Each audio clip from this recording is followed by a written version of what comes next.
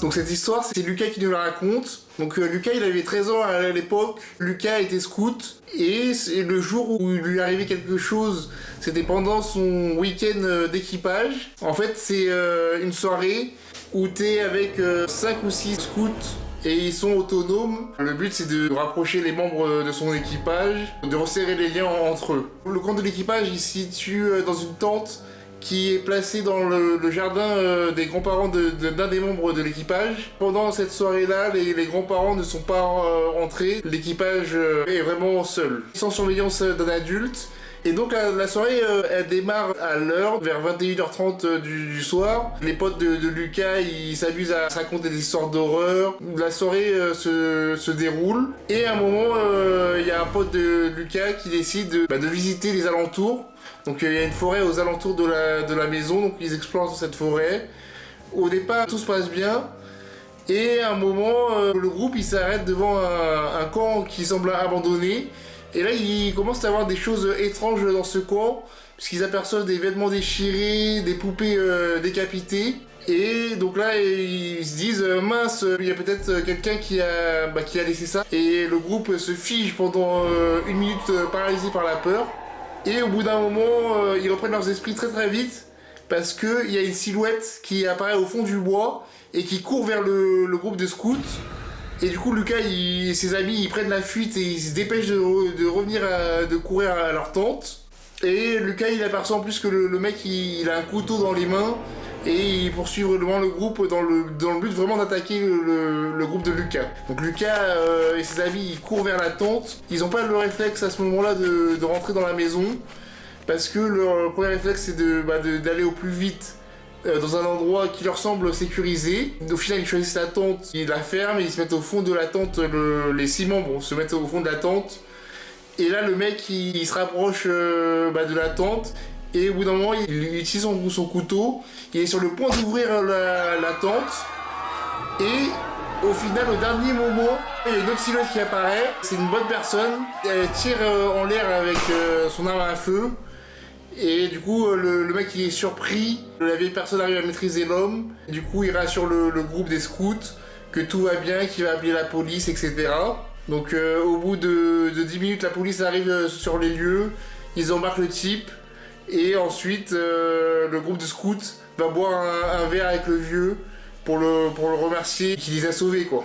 Par la suite, Lucas, il sait pas comment s'est finie cette histoire, parce qu'il n'en a plus jamais entendu parler. Et le type, il a été arrêté par la police, mais on ne sait pas s'il a été condamné ou quoi. Mais en tout cas, ce jour-là, heureusement que le vieux était là. On se demande qu'est-ce qui serait passé au groupe de scouts. Donc voilà pour la première histoire. On va passer maintenant à la deuxième histoire. Donc la deuxième histoire, c'est l'histoire de Dorion, qui invite sa pote Morgane à la maison pour jouer à un cache-cache. Donc la mère de Dorion, elle est au boulot et sa sœur elle est également dans une autre soirée et donc il l'invite, tout va bien. Donc c'est au tour de Dorian de compter pour chercher son ami Morgane. Et Dorian il fouille toutes les pièces de la maison. À un moment il va dans la chambre de sa mère. Dans cette chambre il y a une armoire et là il appelle son ami Morgane parce que en fait il a un peu peur de l'armoire et il dit Morgane, est-ce que t'es là? Et là, Dorian, il entend 3 coups à l'armoire. Mais du coup, Dorian, il va pas ouvrir. Il préfère checker les autres pièces de la maison avant pour être sûr que Morgane ne s'est pas caché ailleurs. Et donc, au bout d'un moment, il arrive à trouver quand même Morgane dans le salon. Il est pétrifié par la peur parce qu'il explique à Morgane qu'il a entendu un bruit en fait, dans la chambre. Et du coup, les 2 amis, ils prennent des couteaux dans la cuisine. Et ils vont voir dans la chambre la fameuse armoire. Ils ouvrent l'armoire. Et ensuite, il y a vraiment un homme qui était caché dans l'armoire. Ils ont griffé l'homme en fait avec les couteaux pour que le mec parte en fait. Le mec il part en courant. Dorian et son ami, ils se dépêchent de courir au magasin le plus proche qui est ouvert. Ils arrivent à appeler la police. Et la police, ils arrivent à retrouver le type 10 minutes après. Ils l'ont arrêté, voilà pour cette histoire-là. Et donc Dorian et son ami sont un peu traumatisés de cette histoire-là, qui remonte à leur enfance. Sandrine, elle habite dans un quartier très calme, rural. Sandrine, elle a 2 enfants, elle est mariée. Et tout se passe bien dans son quartier, il n'y a jamais eu d'histoire. Et le jour où cette histoire est arrivée, donc Sandrine a été seule chez elle puisque ses enfants travaillaient ainsi que son mari. Pendant la journée, elle va qu'à ses occupations classiques, elle range la maison, un peu de la comptabilité pour sa société, tout ça. Et vient le soir, donc Sandrine elle décide de voir un film d'horreur. Parce que Sandrine elle aime bien regarder les films d'horreur, c'est sa passion les films d'horreur. Donc elle décide de regarder un épisode sur sa télé. Donc à un moment donné, à 23h, elle décide d'aller dormir. Pendant la nuit, tout se passe bien jusqu'à 3h du matin. Tout à coup, Sandrine elle est réveillée parce qu'elle entend 3 coups frapper à sa porte. Donc Sandrine elle se réveille en sursaut. Le premier réflexe de Sandrine c'est de descendre les escaliers doucement et de s'arrêter au milieu des escaliers pour essayer d'entendre s'il y a du bruit ou pas. Après ces 3 coups qu'elle a entendus. Donc au bout de 5 minutes, Sandrine elle entend aucun bruit. Elle descend les escaliers et elle vérifie que ses portes sont bien fermées. Sa porte de jardin, donc elle vérifie qu'elle est fermée, elle est bien fermée. Et sa porte d'entrée également. Tout à coup, elle se fige de peur parce qu'elle se rappelle qu'elle a laissé ses clés dans la voiture qui est garée devant son garage. Et là, il se trouve que sa voiture, elle était ouverte. Donc elle avait peur que celui qui avait frappé à la porte, qu'il vole la voiture. Au bout de 5 minutes, elle reprend ses esprits. Et là, elle tape le meilleur sprint de sa vie pour aller dans sa voiture. Et donc elle récupère ses clés, elle ferme sa voiture. Et ensuite, elle se dépêche de retourner dans sa maison. Et là, elle ferme la porte du garage derrière elle. Elle remonte à toute vitesse dans sa chambre, elle s'enferme. Sandrine, elle arrive à dormir tant bien que mal, malgré toute cette histoire. Donc le lendemain, Sandrine, elle va vérifier dans son jardin s'il n'y a pas eu de vol ou de casse. Et non, dans son jardin, tout va bien. Quelques semaines après, Sandrine, elle parle avec son mari de cette histoire. Et ils décident de vendre la maison et d'habiter ailleurs. Elle réussit à la vendre, tout se passe bien pour eux. Ils ont refait leur vie dans le sud de la France. Donc voilà, depuis ce jour-là, Sandrine, elle a plus vécu un truc comme ça paranormal ou étrange. Et donc tout va le mieux pour Sandrine maintenant. C'est l'histoire de Clara. Clara, elle habite en ville, dans un quartier pas très bien fréquenté, on va dire. Parce que à chaque fois que Clara elle rentre du travail, elle se fait siffler par les mecs du quartier. Donc c'est des mecs très lourds qui la draguent lourdement. Au bout d'un moment, elle décide d'adopter un chien pour la protéger. Elle fait son repérage dans sa SPA du coin. Et au bout d'une semaine, elle trouve finalement un gros chien. Le chien n'aboie pas, il est content, il s'entend très très bien avec Clara. Et donc Clara elle décide d'adopter le chien.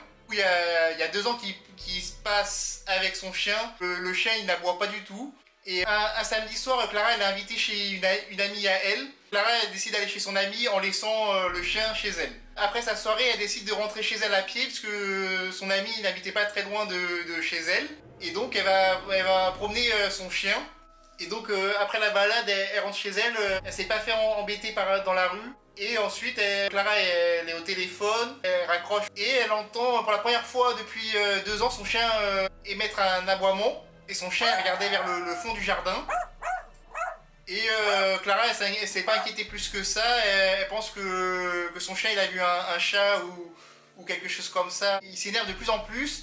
Il monte sur le canapé, il aboie, il grogne et tout. Et donc Clara, elle essaie de voir s'il y a un truc dans le jardin. Et elle ne voit rien, mais le premier réflexe de Clara, c'est de s'enfermer dans sa chambre avec son chien, à clé. Et de sa chambre, elle peut vérifier s'il y a quelqu'un dans son jardin ou pas. Donc elle allume la lumière de son téléphone et son chien il grogne toujours face à la porte. Elle utilise la lampe torche de son téléphone pour filmer dans son jardin. Au bout d'un moment, Clara elle est stupéfaite parce qu'elle voit un homme qui a l'air sale dans son jardin et avec une veste et surtout une capuche sur la tête. Elle voit ce mec fouiller son jardin et elle entend le mec parler. Il dit mince, elle est où? Je sais pas où elle est, faut que je la trouve. Et Clara, elle voit que l'homme il a un grand couteau sur lui. Clara elle est en panique, elle se souvient qu'elle a pas fermé sa porte du jardin. Donc Clara elle a le réflexe d'appeler la police au téléphone, mais elle n'arrive pas à les joindre parce que c'est toujours sur le répondeur. Donc finalement elle décide de se rapprocher de la porte de son jardin qui commence à s'entrouvrir. Clara, elle décide de prendre la fuite.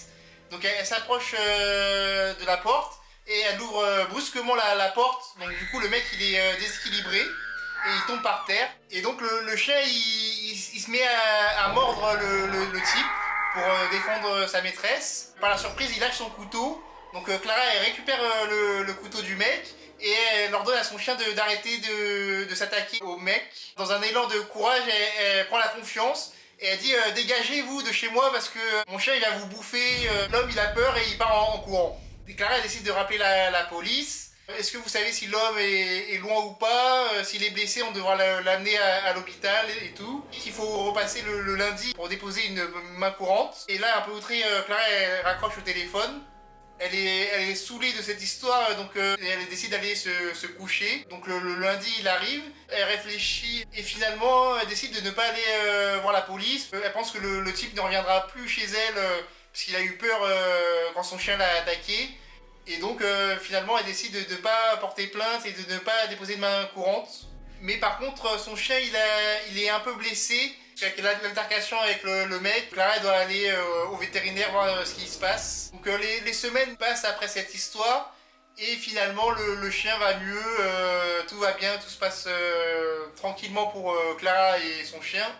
Et puis un beau jour, Clara elle décide de sortir dans son quartier. Elle fait sa meilleure balade, elle va même au parc promener son chien, tout se passe dans le meilleur des mondes. Et comme son chien est fatigué, elle décide de revenir chez elle. Et tout à coup, elle a le sentiment d'être suivie, d'être observée. Et là, elle voit un mec avec une veste et une capuche qui est pas très loin de Clara. Ils sont même pas à 5 mètres de l'un de l'autre. Elle s'arrête brusquement par surprise de voir un mec louche avec une capuche près de chez elle. Et le mec, il lui fait un sourire malsain, presque vicieux. Son chien est pas très loin, donc il se met à aboyer. Et là, le type avec la capuche, quand il voit le chien, il prend la fuite directement. Donc Clara elle est quand même sous un état de choc après ce moment-là. Elle finit par tomber par terre. Il y a des gens autour qui constatent l'état de Clara. Au bout d'un moment, de vivre chez elle, ce n'est plus possible. Donc elle décide d'aller dormir chez une amie pendant quelques jours, de déménager en fait. Et quelques semaines, elle retourne chez elle. C'est terrible puisqu'elle voit son canapé éventré par terre avec des coups de couteau. Là, elle a décidé de déposer une main courante à la police cette fois-ci. Ça n'a jamais abouti, la police n'a jamais retrouvé le mec en question. Et du coup, au final, Clara, elle a réussi à vendre sa maison. Et du coup, maintenant, elle habite dans un autre quartier beaucoup plus calme, dans une nouvelle maison. Et comme elle a un gros chien, les gens ils pensent que c'est un chien méchant. Ils n'osent pas la déranger. Et depuis, elle n'est plus dérangée par qui que ce soit dans la rue quand elle est aux côtés de son chien. Donc je vais vous parler de l'histoire de Coralie. Coralie elle explique sur les réseaux sociaux qu'elle a partagé une histoire de sa vie, son initiation avec le paranormal. Et elle a vécu dans sa vie beaucoup de moments où c'était des choses inexplicables. Et donc du coup elle a décidé de raconter son histoire sur Reddit pour avoir des avis sur son histoire. Parce qu'elle n'ose pas trop en parler avec ses proches qui n'y croient pas trop au paranormal. Le contexte de l'histoire c'est que Coralie elle travaille dans un hôtel. C'est un bâtiment très vieux, atypique, avec un charme provençal. Il est situé au milieu de nulle part. Il n'y a aucun voisin, à part un cours d'eau et des chevaux. Donc c'est un hôtel situé en pleine campagne. Il leur arrive parfois en entre-saison, donc de début novembre à début avril, de n'avoir aucun client les matins ou les soirs au sein de l'hôtel. Donc la plupart du temps, les collègues de Coralie sont souvent seuls avant que les premiers travailleurs arrivent.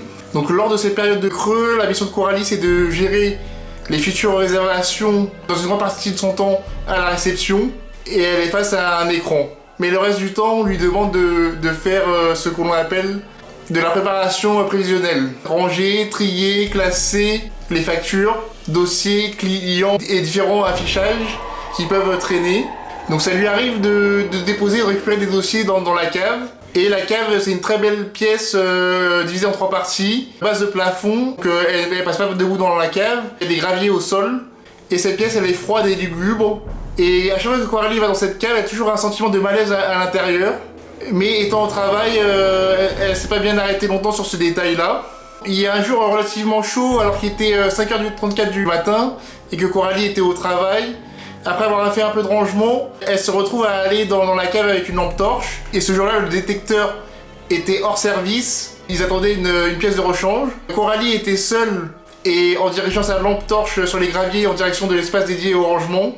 Et arrivant devant le classeur, Coralie essaie de tirer le classeur, mais ce classeur est bloqué. Coralie elle pose sa lampe en essayant de la caler pour s'éclairer un peu, de tirer le classeur à deux mains, une fois, deux fois, et elle se dit qu'il y a peut-être une feuille qui bloque le classeur. Donc elle se penche à nouveau pour récupérer sa lampe torche. Elle se sent tout à coup observée et elle est mal à l'aise. Il y a un sentiment de froid qui apparaît dans la pièce. Et donc du coup Coralie, son premier réflexe qu'elle a, c'est de regarder autour d'elle avec sa lampe, mais elle trouve rien d'anormal, enfin de visible en tout cas. En regardant dans l'alcôve de la voûte ouverte pour aller à la dernière salle de la cave, elle se fige d'un coup et elle comprend pas pourquoi. C'est comme si son cerveau était resté bloqué et elle remet la lampe lentement en direction de l'alcôve. Coralie elle voit une chose difforme qui a la main sur la voûte de l'ouverture avec un visage presque effacé. On ne pouvait pas distinguer le sexe de cette entité ni son origine. Donc l'entité était juste là à attendre. Et Coralie a l'impression qu'il y a des yeux qui l'observent. Et puis elle a entendu une espèce de grattement sourd du plafond. Elle a levé les yeux par réflexe. Et lorsqu'elle a regardé à nouveau en direction de l'entité, il n'y avait plus rien. Coralie a toujours ressenti un sentiment de tristesse et solitude qui l'a empli. Donc Coralie elle a tout laissé en plan avec sa lampe torche. Et elle est partie en courant et en criant pour faire peur à l'entité qui pouvait se trouver là. Donc Coralie elle trouve que c'était une idée stupide d'avoir fait ça, mais nécessaire pour évacuer ce sentiment de tristesse. Et une fois arrivée en haut des marches de l'hôtel, Coralie s'est barricadée dans un bureau jusqu'à l'arrivée d'une collègue. Et encore aujourd'hui, elle n'avait pas le Covid ni la fièvre, mais la collègue l'a trouvée traumatisée en fait, dans un état un peu second. Donc la conclusion de l'histoire, c'est que Coralie, elle en a parlé à plusieurs énergéticiens, psychanalystes et Wiccan. Aucun d'eux n'a la même interprétation sur cette histoire, mais Coralie elle aime à penser que ce n'est que la vision d'une entité perdue qui cherchait un contact et qui a pris Coralie pour une âme errante. Et elle sait pas si c'est normal, mais avec le recul, elle voit du positif dans cette entité et non un côté malveillant, comme elle avait ressenti dès le début. Coralie elle conclut par le fait qu'elle ne descend plus à la cave seule maintenant. Elle est encore aujourd'hui touchée par cet incident de son histoire à l'hôtel. Voilà, c'est la fin de cet épisode Thread Horror Show. J'espère que ça t'a plu et je te donne rendez-vous pour le prochain épisode. N'hésite pas à rejoindre mon Instagram ainsi que mon TikTok. Et je te dis à la prochaine. Salut!